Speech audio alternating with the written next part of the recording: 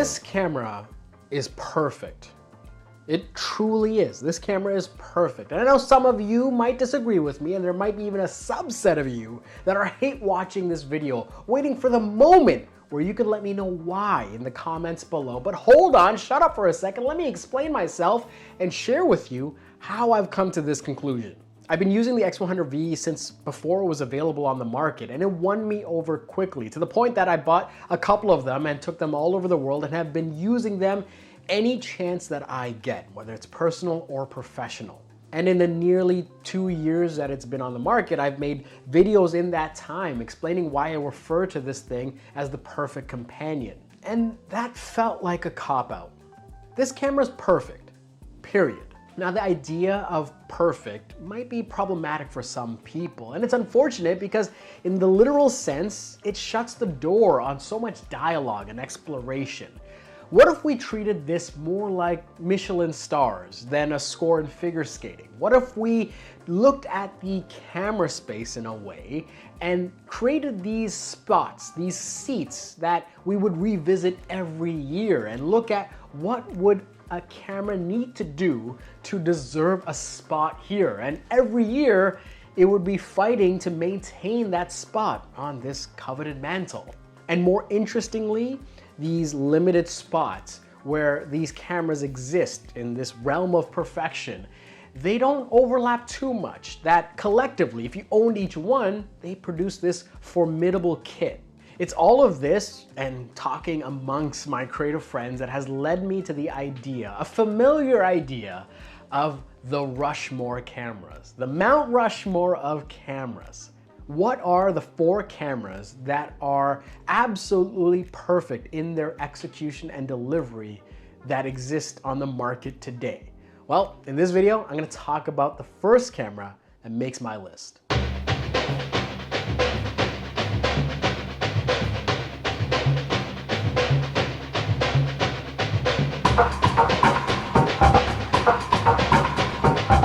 What you need to know about the X100V right away is that it is a convergence of fantastic image quality and exceptional design. It's this thing that produces really rich files and does it stylistically, where you are encouraged and rewarded for using it.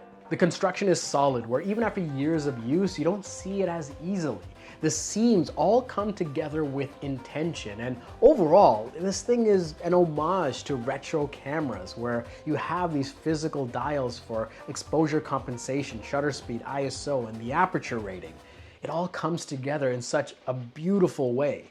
What elevates this even further is that the innocence in the design of this camera allows you to really melt into the background when you're capturing, whether it's at home and abroad.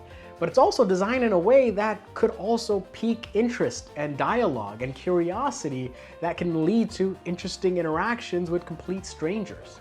And it's this duality that this camera has that gives you more access than you'd normally have with a traditional tool, and most recently, access to the maternity ward during the birth of our second child. A camera like this just doesn't intimidate people around you, and in some instances encourages them to keep shooting and capture unique moments that you otherwise might, avoid if you had a bigger, more bulkier solution. And that's great to have with a camera like this because of the sensor that it has. This thing, because of its X-trans array, the unique randomized pattern that it's using on this sensor, you can get these rich files, even as high as ISO 6400, where they're very malleable and you can convert them in unique ways. But also, the noise pattern is more film-like in nature. It doesn't have this sort of predictability to it that almost tips its hand too much that some digital cameras might have.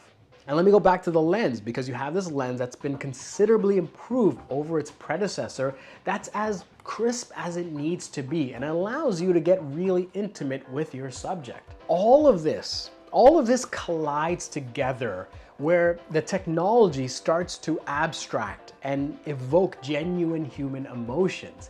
It gets you excited that you pick this up and you almost want to manipulate the world around you, cater the world around you to this camera, where you want to just go and put these reps in. This is a unique feeling that only a perfect camera could do. What widens the gap between this camera and many others on the market is the unique features it collectively has that you won't just find in any other offering. First, you gotta look at the viewfinder. The viewfinder itself has your traditional electronic viewfinder, right? Where you look through and you kind of see what the image is gonna look like. You can switch to the optical viewfinder where it's just an open window, almost like a DSLR. You just see the world in front of you. There is zero lag and you still have frame lines to compose your shot. And with the flick of a switch, you can interact with a mini EVF. So you have this window into the world, and in the bottom right corner, a little LCD that shows you a preview of what the image exposure is going to look like. Especially if you have point zone focusing on, you can see the focus point itself. It all comes together for this really unique way to compose shots. And you also have the way of interacting and composing shots with the back LCD. This back LCD that is very crisp to look at, but also more importantly, bleeds into the camera. It recesses in a way where if you didn't know that it was a tilting display, you might just go unnoticed about it. And that's beautiful because it doesn't look like a distraction. And let's go back to that tilting mechanism. It tilts in two ways, allowing you to capture low angle photography very easily. None of this flip out articulating bullshit that you just don't want in a photography tool. Altogether, you have four unique ways to compose your shot. Well, 5 if you also count, shooting blindly with this thing. Now, the fun doesn't stop there because the camera also has an ND filter built in where it gives you 4 stops of light reduction. And what this means is that you have more control over the aperture and ultimately more control over your creative vision. You're not fiddling with additional filters. You can quickly switch between having an open view and a reduced mode that cuts the light so that in harsh conditions, you can still open up your aperture a bit more. That kind of control I found to be more and more valuable as I put reps into this camera in cities here and cities abroad. To take this even further, you have what many people might know already is a leaf shutter mechanism. Because this camera comes with a built-in lens, they were able to build in a leaf shutter. And now this gives you a couple of things. I'll mention 2 of them. One is that you can use off-camera flash at higher sync speeds. That means you can really increase your shutter speed to freeze the moment while taking advantage of the full power of the light source that you're using. But what I found to be valuable is how quiet this leaf shutter is. It means that you can be more discreet and not be a distraction when you're capturing moments. This is incredibly useful, yes, in the streets and when you're trying to make some, epic travel photography, but even when you're just at home and you want to capture something with your family, you're not all of a sudden distracting them with these ka-chunk shutters. Okay, that might be an excessive example, but this one, again, it's really, really quiet.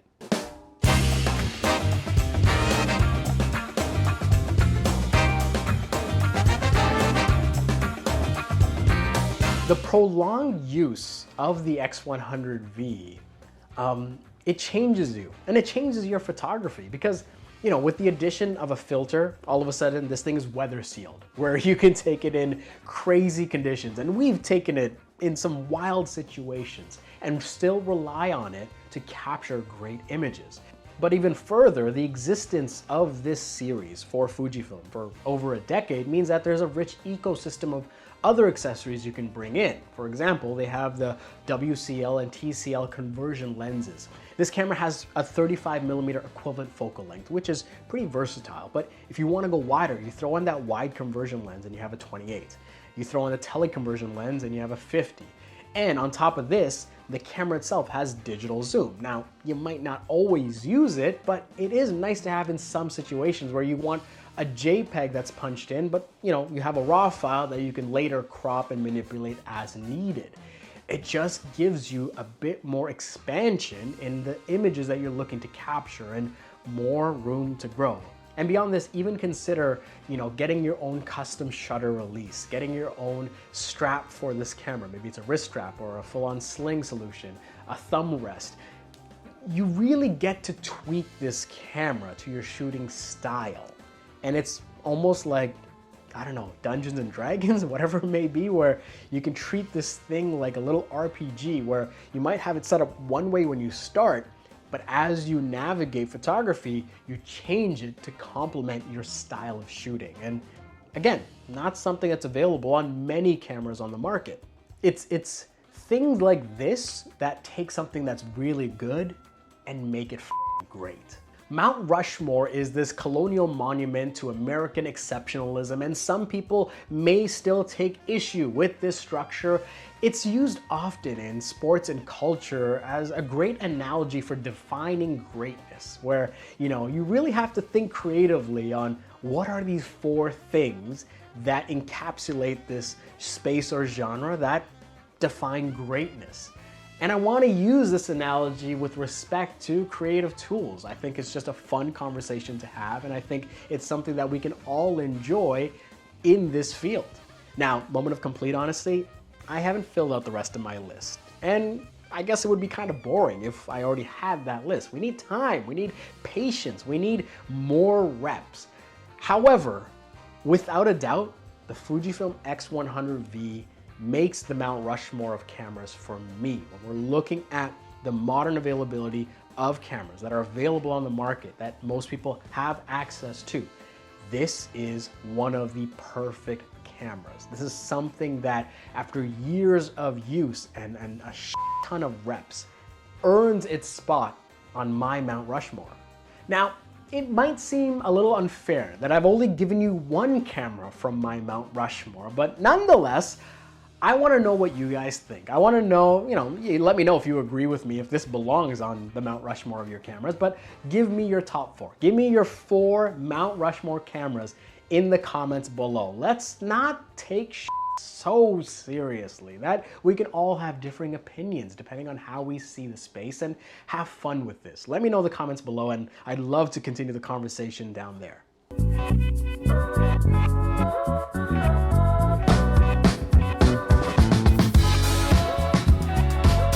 I've had a ton of fun making this video and putting this script together, but it's also made me reflect on the YouTube channel, on the process, something I've actually been doing for quite some time. And it made me realize that, when I started this channel, I want to share valuable insights from the access that I have, from the things that I do, that, looking at the YouTube space, I felt like that I could bring a unique and valuable perspective that many people don't get to experience. And that would help people explore their creativity, make better buying decisions, and ultimately find fulfillment in that process. The drawback, or the realization I've had, not recently, but it's that I feel like the process in which I've been creating these videos and these channels and all this dialogue has pushed my work in a way where it seems like I want to be a full-time YouTuber. And the truth is, I don't. I don't want to be a full-time YouTuber. It was never the goal. That's not what I want to be known as. That's something that I do for me with the goal of helping others, but not something that I want to take over in terms of what I do on a day-to-day basis. So with that said, I'm going to be exploring this channel in different ways, and it's going to come in the form of me changing the cadence and pacing and topics that I explore on this channel. And it'll be a gradual change in some ways and maybe a shock in some others. But the goal here is that I can be a bit more reflective and find more joy in the process. With that said, we're living in this pandemic that never seems to end, and it makes me even more appreciative of what my team and I can accomplish, from magazine covers to awards to traveling the world and creating content in unique locations. It's all of this just fills me with more gratitude. And what I want to do is package more of that story in this channel so that it gives you something that I believe will be more entertaining, but inspires you to go out and create more and share more of that work. And even at a deeper level, that all this content feels like a serialized blueprint on how you can find more value and dust up some of your own luck in your creative journey. And yeah, that's a lot of nice words, but that's where I'm at right now. That's what's driving this channel forward. And my hope is that it's something you'll enjoy in the months to come.